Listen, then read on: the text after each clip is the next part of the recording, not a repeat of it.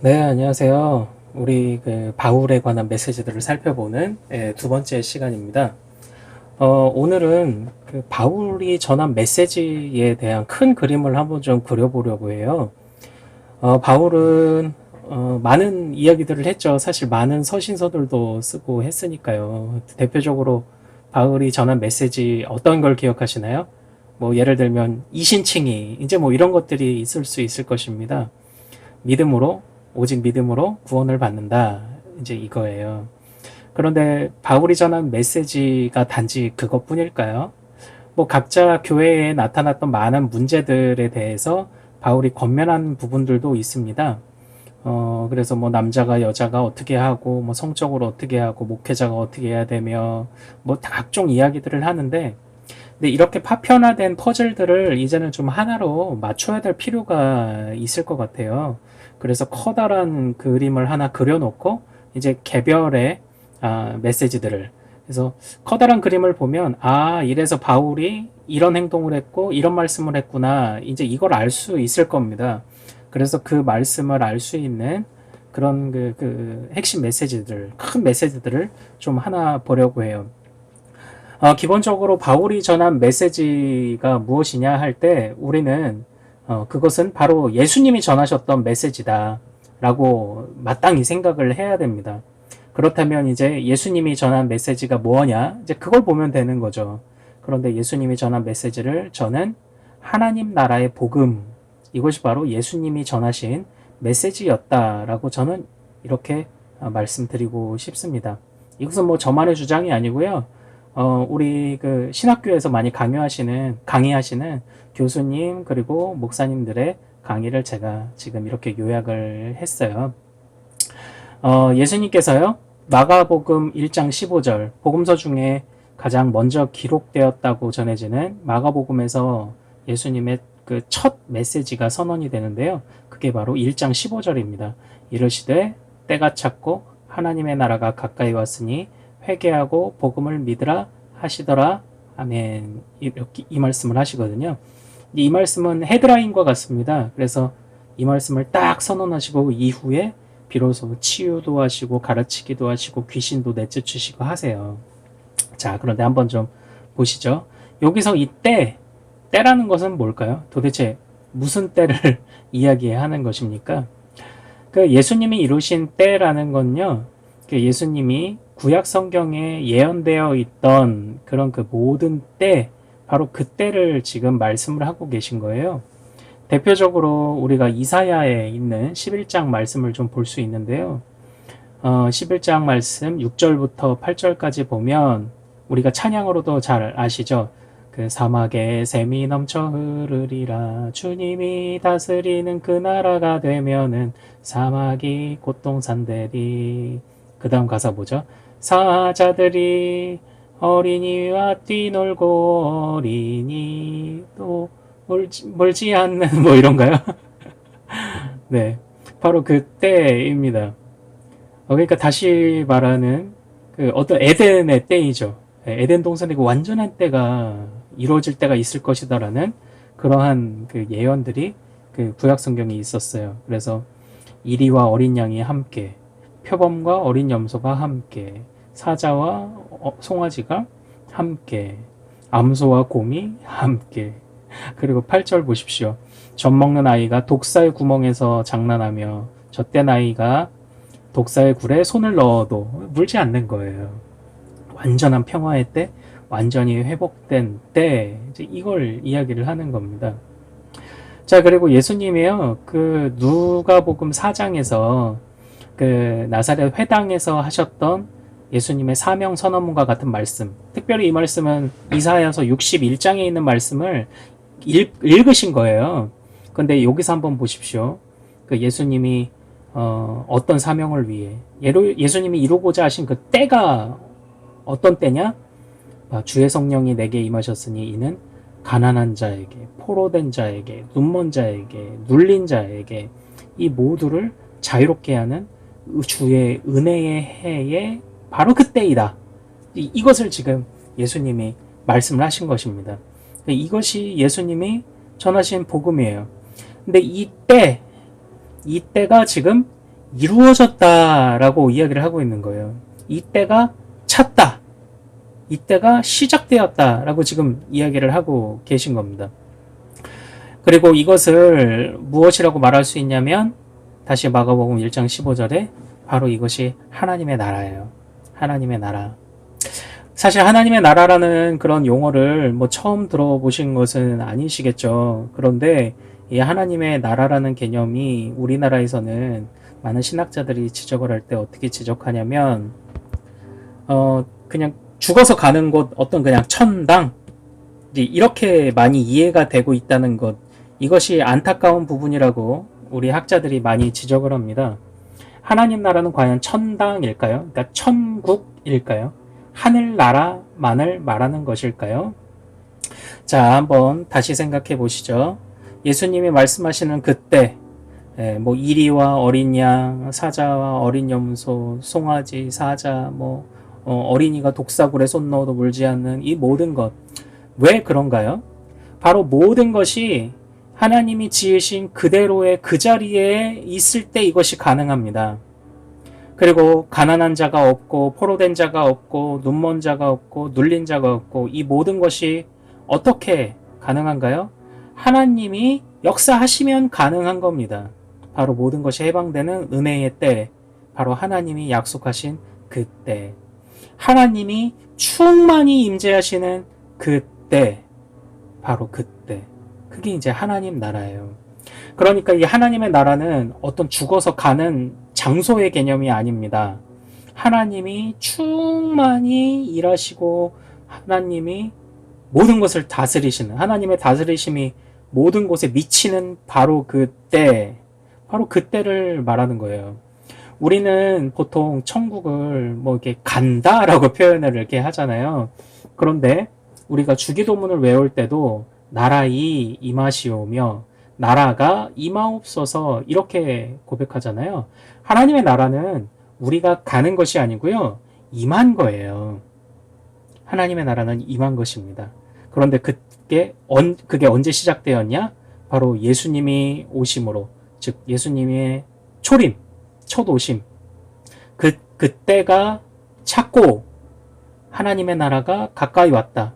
그럼 예수님이 오셔서 하시는 사역은 뭐예요? 뭐 표면적으로는 가난한 자 먹이시고 포로된 자 해방시키시고 뭐 기적을 이용해서 눈먼 자 해방시키시고 귀신에 눌린 자 해방시키시고, 그런데 이 모든 것을 아우르는 한마디는 바로 하나님의 통치에서 벗어나 있던 모든 것에 하나님의 통치로 말미암는 역사를 일으키신 것, 이것이 예수님의 핵심 사역이고 예수님이 전하신 그 복음의 핵심이죠. 예수님은 하나님 나라를 위해 일하셨다라는 것입니다. 그런데 그게 왜 복음입니까? 그게 왜 은혜인가요? 그것이 왜 좋은 소식인가요? 그것이 거저 주어졌기 때문이에요. 거저 주어졌다. 자, 이제 조금 더 보도록 하죠. 자, 그래서 사도 바울이 전한 메시지도 생각을 해볼 때에 단순히 이신칭의가 아닙니다. 그거보다도 더 범위가 커다란 것이 있습니다. 그게 바로 하나님 나라예요. 왜냐하면 예수님이 전한 복음도 그랬고, 뭐 그 예수님의 가르침을 받은 바울의 전한 그 메시지, 복음도 당연하고, 구약에서부터 사실 이 복음, 아름다운 소식이란 언급이 있는데, 이사야서 40장 9절에서 10절을 한번 보십시오. 아름다운 소식을 시온에 전하는 자여, 이 아름다운 소식이 있잖아요. 네, 아름다운 소식이 전해질 것이다. 자, 그런데 그 아름다운 소식이 임하는 때에 10절 보십시오. 보라, 주 여호와께서 장차 강한 자로 임하실 것이요 친히 그의 팔로 다스리실 것이라, 이렇게 돼 있죠. 네. 복음은 여호와의 다스리심, 그것을 선포하는 게 복음입니다. 여호와의 다스리심이 충만히 임한 나라, 그게 바로 하나님의 나라예요. 그런데 그것이 예수님을 통해 시작된 것입니다.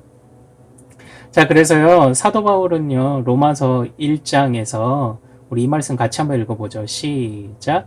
예수 그리스도의 종 바울은 사도로 부르심을 받아 하나님의 복음을 위하여 택정함을 입었으니 이 복음은 하나님이 선지자들을 통하여 그의 아들에 관하여 성경에 미리 약속하신 것이라. 아멘. 이렇게 되어 있어요. 자, 그 예수 그리스도의 종 바울. 그러니까 바울은 예수 그리스도의 메시지를 전한 겁니다. 그런데 무엇을 전했다고 합니까? 사도로 부르심을 받아 하나님의 복음, 하나님의 복음, 예수님이 전하신 하나님 나라의 복음, 그것을 위하여 본인이 부름을 받았다. 그런데 이 복음은 뭐라고 되어 있나요? 선지자들을 통하여 그의 아들에 관하여 성경에 미리 약속하신 것이라. 네, 아까 우리가 봤던 이사야 40장 같은 그런 말씀들이에요. 네, 그것이 바로 예수님을 통해 이루어질 것이다. 바울이 전한 메시지도 다르지 않다라는 것입니다. 그래서 이 부분을 좀 어떻게 설명할 수 있냐면요. 이제 이 그림, 비슷한 그림 보신 적이 있으시죠? 지금 이 세대가 쭉 이렇게 살아오고 있었어요. 그런데 예수님이 오셨습니다. 아기 예수님이 오셨어요. 성육신 하셨습니다. 그때에 때가 찼어요. 그래서 하나님의 나라가 시작되었어요. 자, 그러니까 이 세대가 지속되는 와중에 하나님 나라가 들어왔습니다. 시작되었습니다. 그리고 지금 우리는 지금 이 세대 속에 아직 온전히 드러나진 않았지만, 아직 눈에 보이지는 않지만 이미 시작된 하나님 나라의 시대를 살고 있는 거예요. 우리 신약의 성도들은 그렇습니다. 자, 그런데 이 세대가 계속 되다가 언젠가 예수님이 재림하실 때, 그때는 완전한 하나님 나라가 이제 임하는 거예요. 눈에 볼 수 있게 임하고, 그때는 완전한 심판이 임해서 이제는 더 이상 하나님의 그 다스리심 앞에 굴복하지 않는 것이 없는, 지금은 어떤 것은 굴복하고 어떤 것들은 굴복하고, 어떤 이들은 주님을 따르고 어떤 이들은 주님을 따르지 않잖아요. 그런데 완전한 하나님의 나라가 임하면 모두 하나님의 다스리심을 받는 사람들과 받는 존재들만 남을 거예요. 안 그러면 심판돼서 이미 다 형벌을 받기 때문입니다. 자, 사도 바울은 그래서 이미 시작된 하나님의 나라의 맛을 본 겁니다. 그것을 깨달은 거예요. 그의 구약적 지식이 바로 예수님을 통해서 새롭게 다 정리가 된 거예요. 그래서 예수님을 통해서 하나님 나라가 시작됐구나. 하나님의 그 완전한 통치가 시작되었구나. 비록 아직 로마의 그 소나기에 우리가 식민지를 살고 있고, 아직도 삐뚤어진 바리새인과 서기관 같은 자들, 믿지 않는 제사장들, 수많은 완악함들이 여전히 있지만 그런 하나님 나라는 시작됐구나. 이 맛과 이 감격을 보니까 사도 바울이 그 모든 것을 버려두고 예수님을 따를 수밖에 이제 없었던 거예요. 바로 언젠가 다시 임하실 예수님의 재림과 완전한 하나님의 나라를 위해 헌신한 것입니다.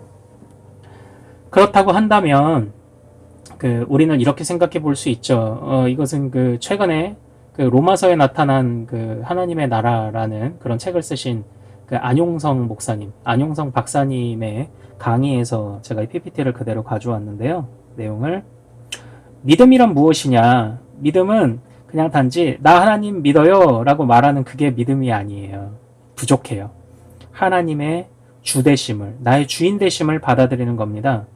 단순한 사실의 인정을 넘어서는 거예요. 내 삶에 하나님의 주되심을 이뤄가고 점점 그것이 넓고 진하게 나타나도록 애를 쓰는 것입니다.